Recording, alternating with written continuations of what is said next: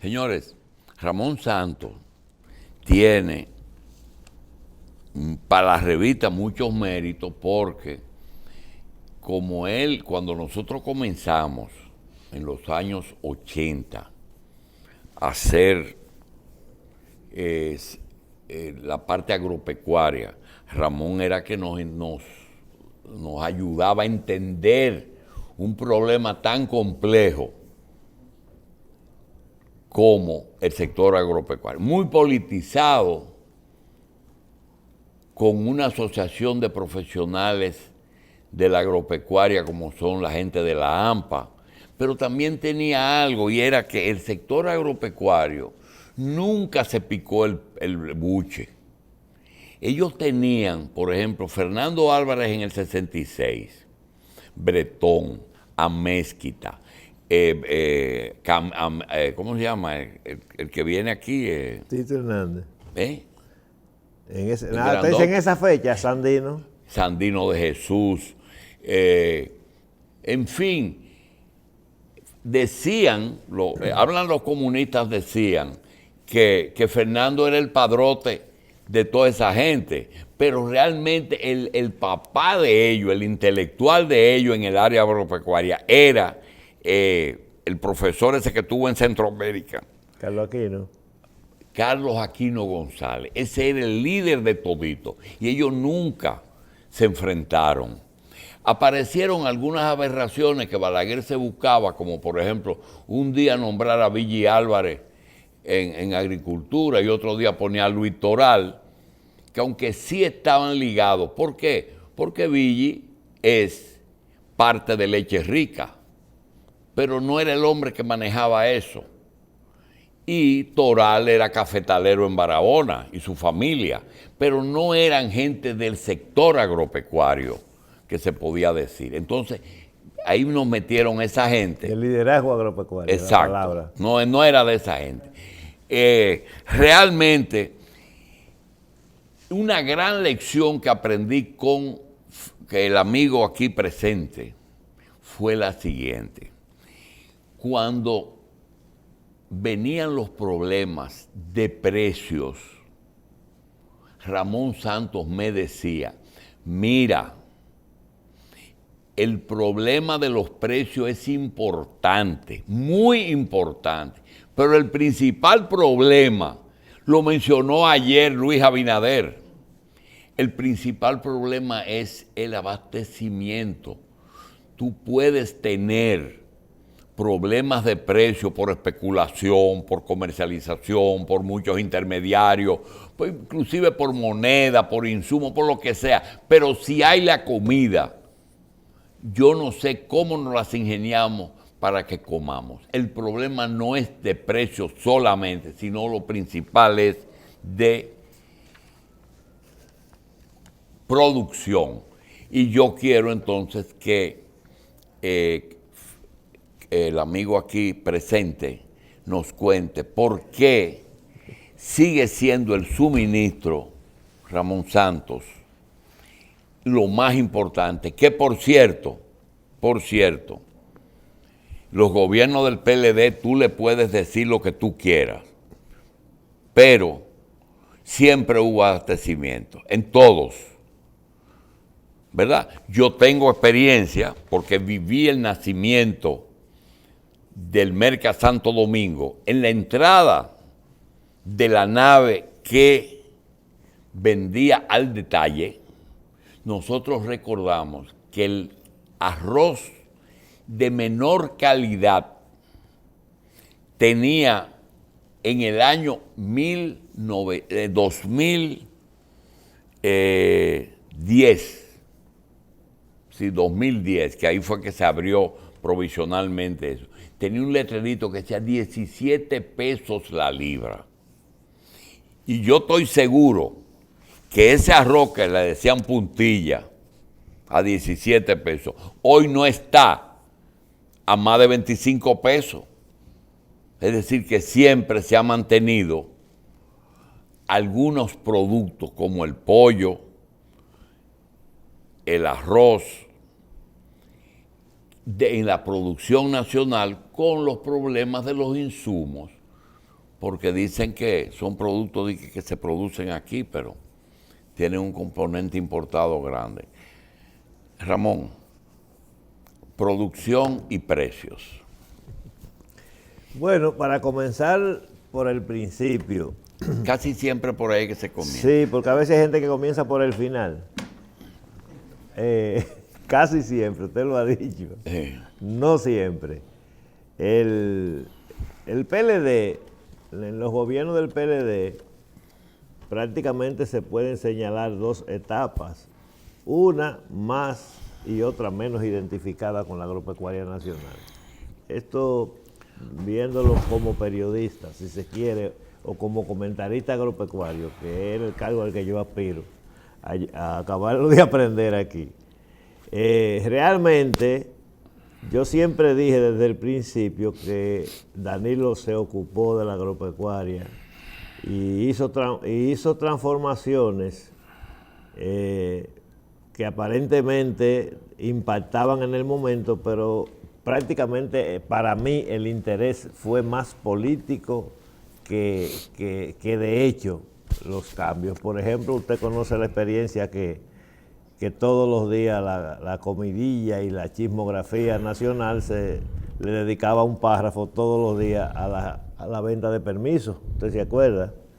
Y desde que Danilo llegó, dijo, bueno, yo tengo que quitarme esa cosa de encima, y hizo algo que no tuvo que volverse a preocupar por eso. Pero es algo, cuando se crea la subasta de los permisos de aquellos productos que el país no producía y que había que importar, que decidieron llevarlo a licitación, ¿eso encareció o eso disminuyó los precios? Ese es el problema, que lo que hizo fue encarecerlo. Pero entonces pero yo te voy a decir una cosa, y aquellos que en el gobierno de Leonel tenían un dame y toma y se hicieron riquísimos, un tal Chepe, vaina, que sé yo quién, muchísima gente rara con apodo, que uno no sabe quiénes son, que conseguían sus permisos, ¿verdad? Sí. Estoy hablando en el caso pero eso ha sido siempre. No. Fue siempre.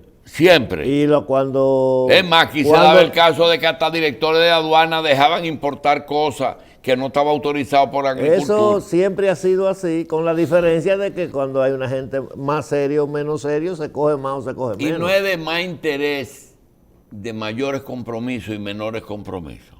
No, el tema... Más que serio o no serio. No, eso no es un tema de compromiso, es un tema de seriedad, porque compromiso político ha habido y cuando siempre.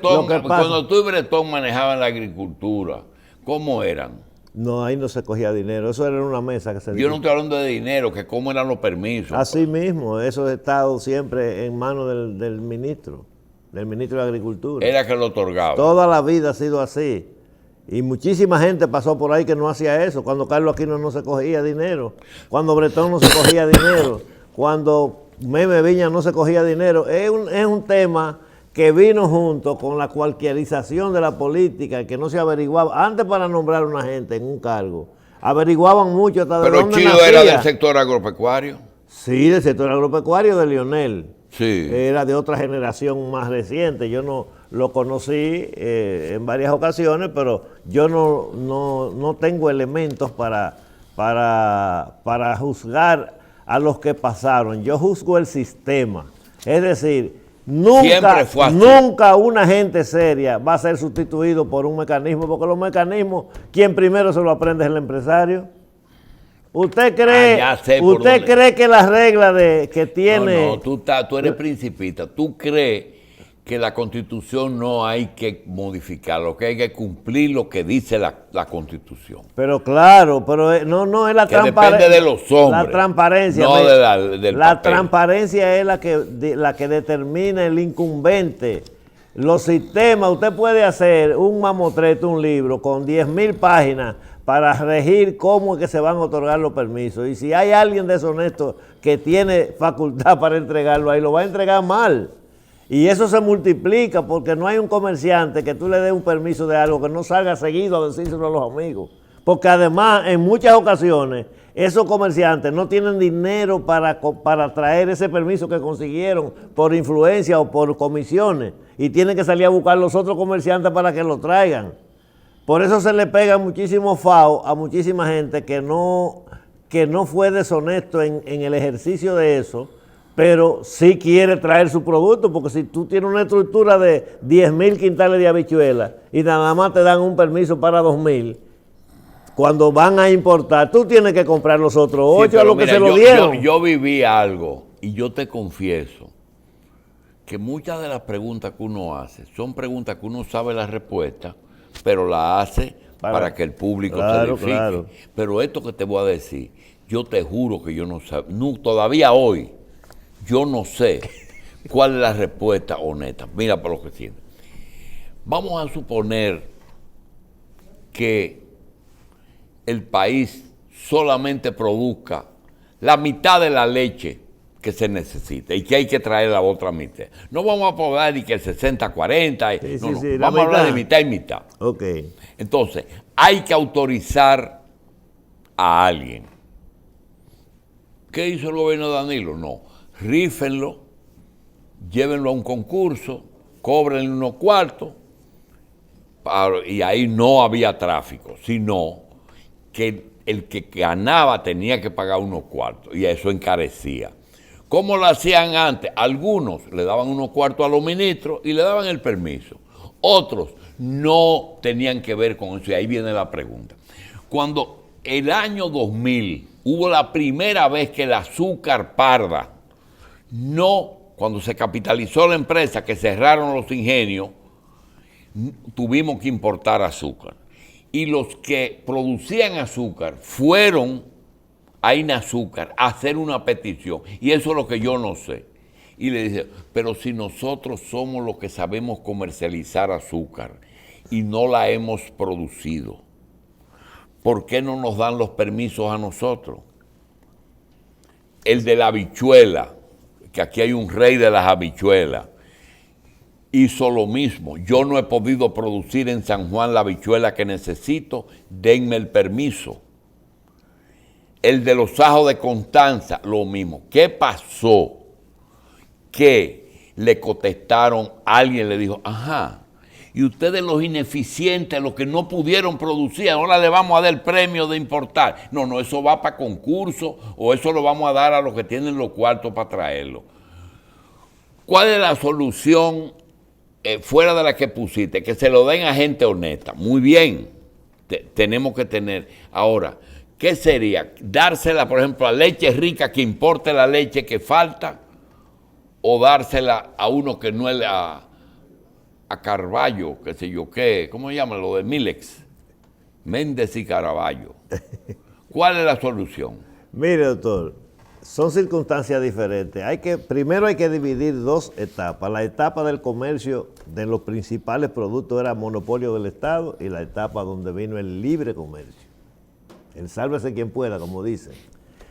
El libre comercio estableció en los años, después de los años 90, que las importaciones se iban a hacer después de firmar todos los acuerdos del GAP y de todos esos acuerdos que se firmaron, que se le iba a dar una fecha a los países no adelantados como el nuestro, que no estaban en el primer mundo, para que desmontaran esos subsidios. Y entonces los aranceles... Esos acuerdos no se correspondían con el libre comercio, Ramón, porque yo te voy a decir una cosa. ¿Qué es el libre comercio? Siempre habrá un país que produzca una leche más barata que todo el mundo y un país que produzca el arroz más barato. La leche de Nueva Zelanda, sin averiguar, esa es la más barata. El arroz, o del sur de Estados Unidos, ¿verdad? De Luisiana, o de qué sé yo dónde, o de China, yo no sé de dónde, sin concurso y sin vaso y sin agua y sin nada, así como tiene que ser. Pero esos pactos de que del DERECAFTA y el qué sé yo qué mundial, te tiene a ti que un banco americano le da a una gente que se dedique al cultivo agrícola créditos cero interés. Mientras nosotros al que está en el campo, ese no califica porque es un salta para atrás. Entonces, eso es libre mercado. Sí, no, lo que pasa es, eso no es libre mercado, eso es violación a los acuerdos que se hicieron. Ah, de acuerdo. Que los grandes lo violan y nos exigen a nosotros los chiquitos que no lo violemos. Ese es otro evento en perjuicio de los países pequeños y de los países dependientes. Pero la verdad es que el procedimiento que rige el comercio y las importaciones después de los acuerdos es uno y el que había antes era otro. Usted sabe lo que hacía INESPRE cuando esos tiempos eran así.